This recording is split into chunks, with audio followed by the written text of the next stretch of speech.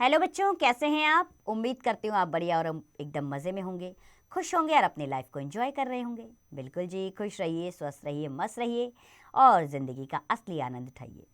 तो आइए हम भी बढ़ते हैं आगे। मैं हूँ आपके साथ मंजू तिवारी और हम पढ़ने वाले हैं अपना अध्याय, जिसमें हम पढ़ेंगे वर्ण एवं शब्द के बारे में।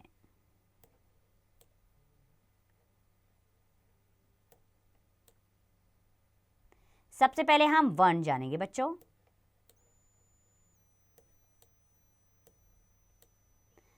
मेरा भारत महान, मेरा, म और रा को अलग किया। अब म जमा ए, र जमा आ, भारत, भारत, भ जमा आ, र जमा अ, त जमा अ, इससे मिलकर बना है महान, महान, म जमा अ, ह जमा आ जमा न जमा अ, ये इन वर्णों से मिलकर बना है। भाषा ध्वनियों से बनती है। भाषा की सबसे छोटी इकाई वर्ण कहलाती है। वर्णों से शब्द बनते हैं और शब्दों से वाक्य। वर्ण भाषा की वह सबसे छोटी ध्वनि है जिसके और टुकड़े नहीं हो सकते हैं। अतः भाषा की वह छोटी से छोटी ध्वनि जिसके टुकड़े नहीं किए जा सकते उसे वर्ण कहते हैं। चलिए वर्ण के भेद जान लें। वर्ण दो प्रकार के होते हैं, स्वर और व्यंजन। सबसे पहले पढ़ेंगे हम स्वर के बारे में। स्वर, जिन ध्वनियों के उच्चारण में हवा बिना किसी रुकावट के मुख से बाहर निकलती है उन्हें स्वर कहते हैं। स्वर हमारे 11 हैं, अ, आ, ई, उ, री, ए, आई, ओ, औ, और अंग अह हमारे अयुग्म हैं। दूसरे आते हैं व्यंजन। वे वर्ण जिनका उच्चारण करते समय वायु होंठ, दांत, कंठ आदि को स्पर्श करते हुए मुख से बाहर निकलती है उन्हें व्यंजन कहते हैं। अब जानेंगे व्यंजन के बारे में। क, ख, ग, घ, ड, च, छ,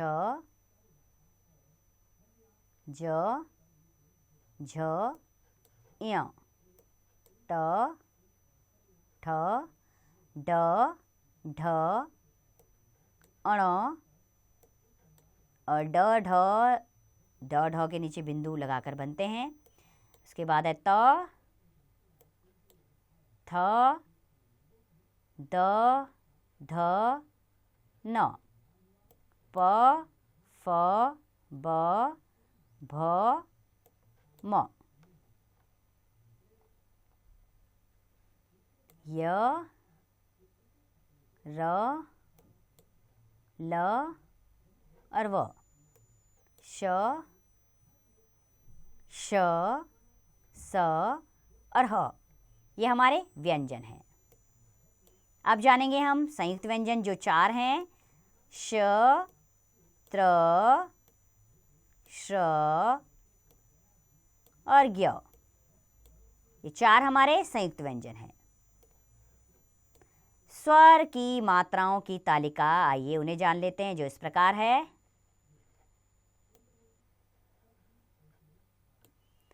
स्वर, मात्रा, मात्रा के साथ व्यंजन और उदाहरण। जैसे अ की कोई मात्रा नहीं होती, म जमा अ, म, उदाहरण है मन। आ की मात्रा एक डंडे के रूप में दर्शाई जाती है, म जमा आ, मा बना, उदाहरण मान। ई की मात्रा वन के आगे से आती है, म जमा ई, मी, शब्द बना मिल। इसी प्रकार बड़ी ई की मात्रा वन के पीछे से आती है, म जमा ई, मी, शब्द बना मीन। उ की मात्रा वन के नीचे से आती है, म जमा उ, मुंह बना, शब्द है मुड़ना। बड़े उ की मात्रा भी वन के नीचे से आती है, म जमा उ, मुंह, और शब्द बना मूली।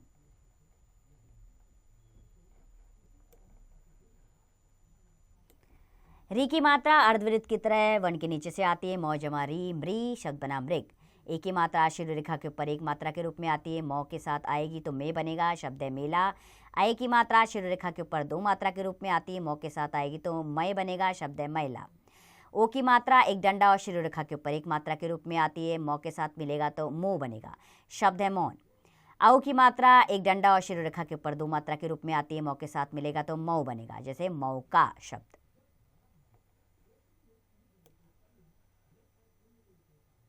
अब हम वर्ण विच्छेद जानेंगे। तो बच्चों, किसी शब्द को वर्णों तथा मात्राओं में बांट देना वर्ण विच्छेद कहलाता है। जैसे चिड़िया, चिड़िया का वर्ण विच्छेद होगा च जमा ई जमा ड़ जमा ई जमा यो जमा आ। कमल का वर्ण विच्छेद है क जमा अ जमा म जमा अ जमा ल जमा अ। प्रश्न का वर्ण विच्छेद है प जमा र जमा अ जमा श जमा न जमा अ। पृथ्वी का वर्ण विच्छेद प जमा री जमा थ जमा य जमा ई। अब जानेंगे संयुक्त व्यंजन। देखिए, संयुक्त व्यंजन का अर्थ है जुड़ा हुआ। जब दो व्यंजन एक दूसरे से जुड़ते हैं तो उन्हें संयुक्त व्यंजन कहते हैं।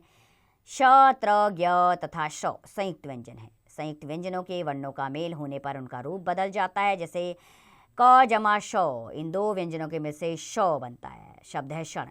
त जमा र से त्र संयुक्त व्यंजन बनता है, इससे बना शब्द है नेत्र। ज जमा य के मेल से ज्ञ बनता है, शब्द बनेगा यज्ञ। श जमा र के मेल से संयुक्त व्यंजन श्र बनता है और शब्द है श्रम। अब हम शब्द पढ़ेंगे। तो नीचे वर्णों के कुछ समूह दिए गए हैं, उन्हें ध्यान से पढ़िए। जैसे कि लमक, कमल, मकल और कमल।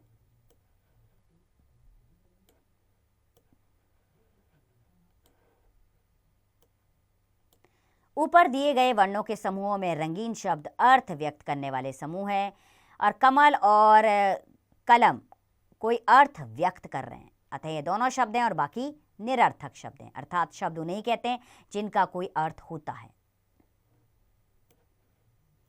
अतः वर्णों का सार्थक समूह शब्द कहलाता है। तो चलिए शब्द के भेद जान लें। तो व्याकरण के आधार पर शब्दों के 8 भेद होते हैं।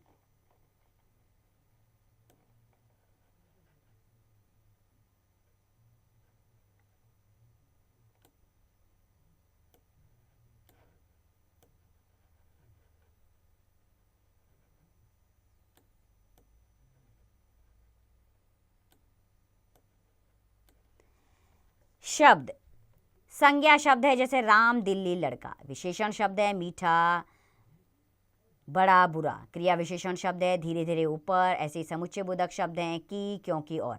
इसी तरह सर्वनाम शब्द होते हैं बच्चों, मैं, वह, उन्हें। क्रिया शब्द हैं खाना, आना, जाना। संबंध बोधक शब्द हैं काके की। विस्मयादि बोधक शब्द होते हैं अरे, हाय, रे, वाह। तो आओ बच्चों, इस अध्याय को दोहरा लेते हैं। जैसे किसी भी व्यंजन को स्वर की सहायता के बिना नहीं बोला जा सकता। आगत ध्वनियां हैं आ, बॉल, डॉक्टर, ऑफिस। ज, जमीन, ज्यादा, जरा। फ, साफ, लिफाफा। ऐसे रौ के साथ ऊ और ऊ की मात्रा का रूप बदल जाता है। जैसे रौ के साथ छोटा ऊ आएगा तो रुपया, रौ के साथ बड़ा ऊ आएगा तो रूप शब्द बनेगा। रेफ, अक्षरों के ऊपर लगने वाला रौ, आधा रौ, जैसे कर्म, दर्द आदि। पदेन, आधे अक्षर के साथ नीचे लगने वाला रौ, यानी कि पदेन यानी कि पैर के नीचे रौ का लगना। पूरा रौ, जैसे कि नम्र, प्रश्न आदि। अब हम जान गए हैं कि मुख से निकली छोटी से छोटी ध्वनि वर्ण कहलाती है। इसके टुकड़े नहीं हो सकते हैं। वर्ण के 2 भेद हैं, स्वर और व्यंजन। स्वरों की मात्राएं होती हैं, व्यंजनों की नहीं, और स्वर की कोई मात्रा नहीं होती है। वर्णों का सार्थक समूह शब्द कहलाता है। व्याकरण प्रयोग के आधार पर शब्दों के 8 भेद हैं संज्ञा, सर्वनाम, विशेषण, क्रिया, क्रिया विशेषण, संबंध बोधक, समुच्चय बोधक एवं विस्मयादि बोधक।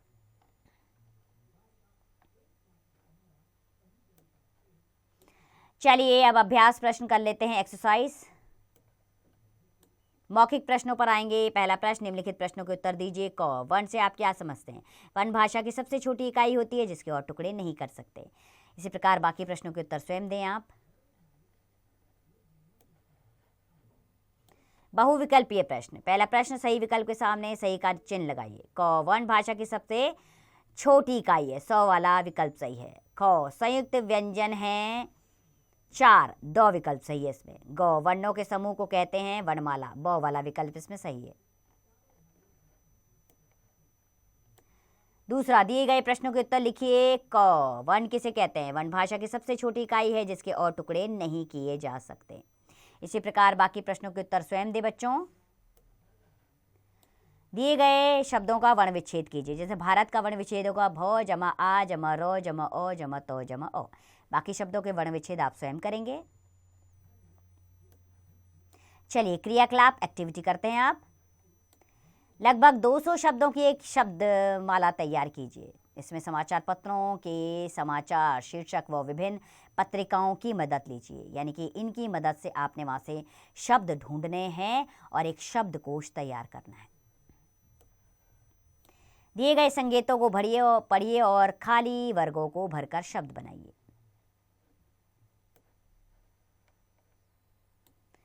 जैसे एक फल, छोटा लड़का, एक पक्षी, इनके नाम आपने बनाने हैं। ठीक है। भारत का एक राज्य, जैसे कि असम, असम। ठीक है। इसी प्रकार बाकी निर्देश भी आपने देखने हैं और इस प्रकार आपने रिक्त स्थानों को, बॉक्सेस को भरना है। तो उम्मीद करती हूँ बच्चों ये अध्याय आपने बहुत अच्छे से समझा होगा। बस इसका लगातार अभ्यास जारी रखिएगा। इसी के साथ खुश रहिए, स्वस्थ रहिए, मस्त रहिए।